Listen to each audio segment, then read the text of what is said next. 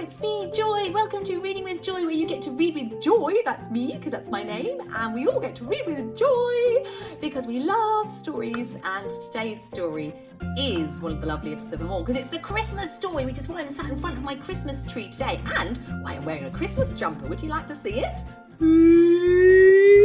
It says, "Happy birthday, Jesus!" It's Christmas is Jesus' birthday. That's why we celebrate it. Now, you may wish to listen to part 1 and part 2 of this Christmas story because I'm reading from the Jesus Storybook Bible, which is by Sally Lloyd Jones and illustrated by Jago. And in part 1, we hear about the angel Gabriel visiting Mary. In part 2, we hear about the angels, that's lots of them, visiting the shepherds, and the shepherds visiting baby Jesus and his family at the stable. And this is part 3, which is about the kings. Are you ready to get started? Come on then, let's get stuck in. The King of all kings, the story of the 3 wise men from Matthew 2. Far away in the east, 3 clever men saw the very same star. The star that God had put in the sky when Jesus was born. They knew that it was a sign. A baby king had been born. They'd been waiting for this star and they knew that it would come. Oh, he's here! They shouted, he's here! And I'm sure if you'd been there, you would have seen them laughing and dancing and singing till the sun came up. At dawn, they packed up their camels and they wrapped gifts for the baby. They brought their most precious gifts of all, frankincense, gold and myrrh. And they special, sparkly, lovely smelling, gleaming things, just right for a king. The 3 wise men, actually, if you'd met them, you would have thought that they were kings because they were so rich and clever, important looking. They set off.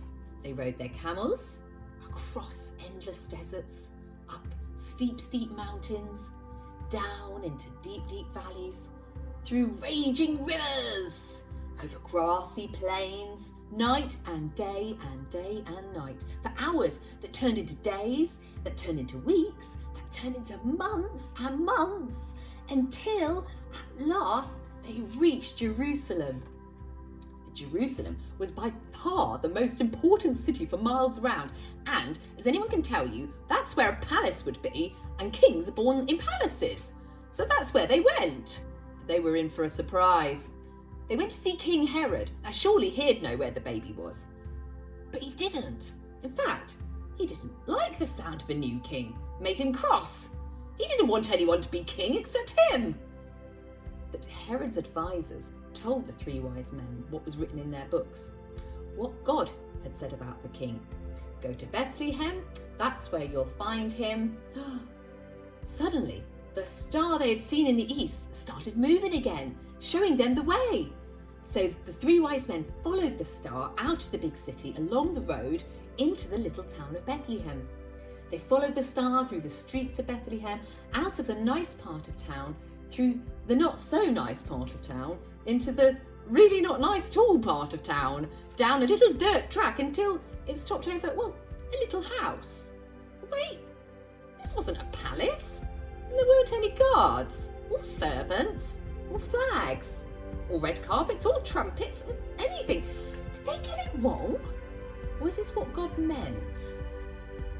Sure enough, in that little house, there sitting on his mother's knee, they found him, the baby king. The 3 men knelt before their little king. They took off their rich royal turbans and their gleaming golden crowns.